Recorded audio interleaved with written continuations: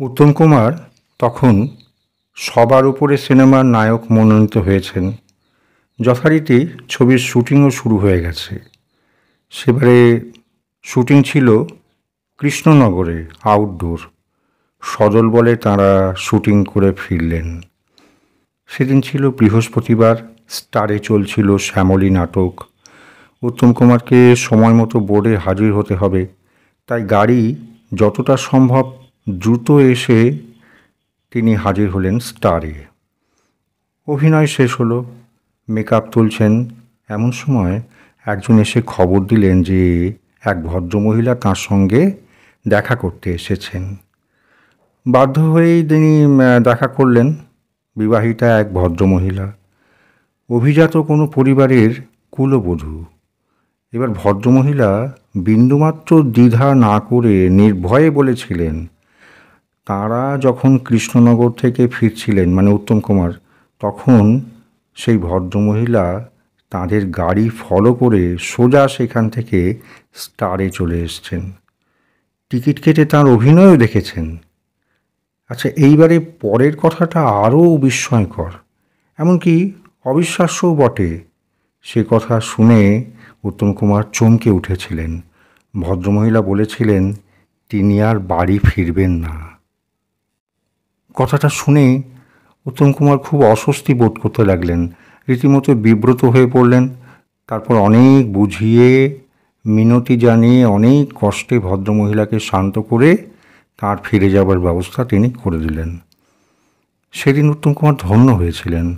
জনপ্রিয়তার এই নিদর্শনের কোনো প্রমাণ হয়তো তিনি পরে দাখিল করতে পারেননি, তবে যেসব ঘটনা তার মনে দাগ কেটে গেছে তাকেই বা তিনি অস্বীকার করেন কেমন করে? না, ভুলতে পারেননি সেই ভদ্রলোককেও। এই মুহূর্তে তার বেশি করে মনে পড়ছে তার সেই ছবিটার কথা। তখন সবে তার হারানো সুর ছবি তৈরি হচ্ছে, খুব ব্যস্ততা। সকালে যথারীতি বাড়ি থেকে বেরোচ্ছেন তিনি শুটিং করতে। নিচে নেমে এসে গেটের কাছে পৌঁছেছেন, গাড়িতে উঠতে যাবেন, এমন সময় তাদের বাড়ির সামনে মধ্যবয়সী এক ভদ্রলোক। মুখটা তাঁর শুকনো, মুখে খোঁচা খোঁচা দাড়ি, রীতিমতো উদ্ভ্রান্ত চেহারা। তিনি উত্তম কুমারের পথ রোধ করে দাঁড়ালেন, প্রায় আক্রোশে যেন ফেটে পড়ছেন। উত্তম কুমার তো অবাক। ভদ্রলোক খুব আক্রমণের ভঙ্গিতে বললেন, আপনিই তো উত্তম কুমার? উত্তম কুমার বললেন যে হ্যাঁ হ্যাঁ আমি। তখন ভদ্রলোক আরও ক্ষিপ্ত হয়ে উঠলেন।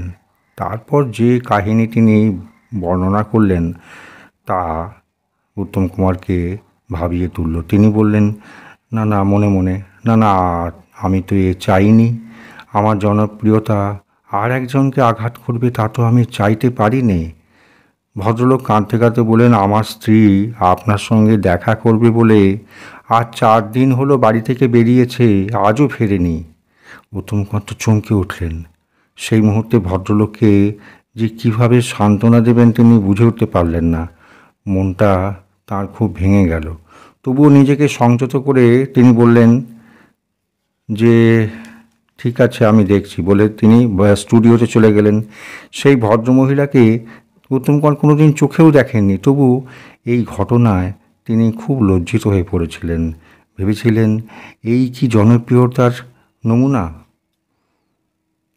হারানো সুর ছবিকে নিয়ে অনেক ঘটনা অঘটন। তার হারানো অতীতের ছবিগুলো তার স্মৃতির দরজায় বারবার এসে আঘাত হেনেছে।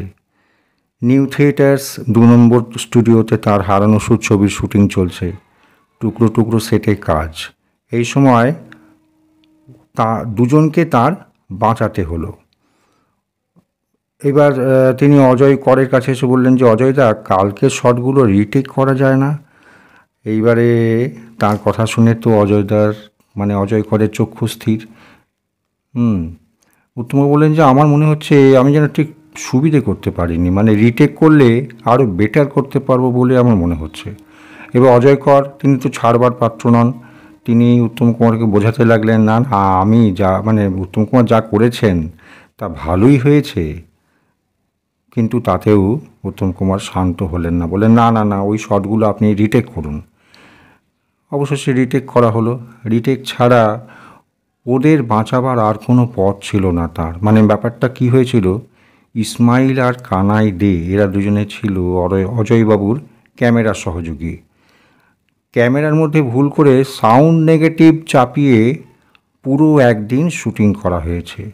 যখন ধরা পড়ল তখন ওই দুজন ক্যামেরা সহযোগী তো ভীত, সন্ত্রস্ত।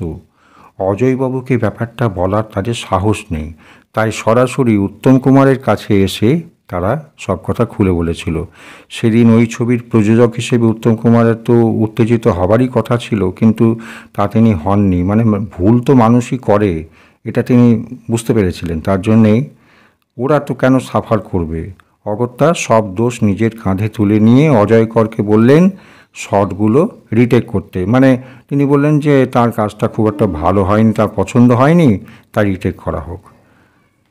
একজন টেকনিশিয়ানের মন নিয়েই তিনি সেদিন দেখেছিলেন ওই দুজনকে। এটা তার একটা কর্তব্য মাত্র ছিল।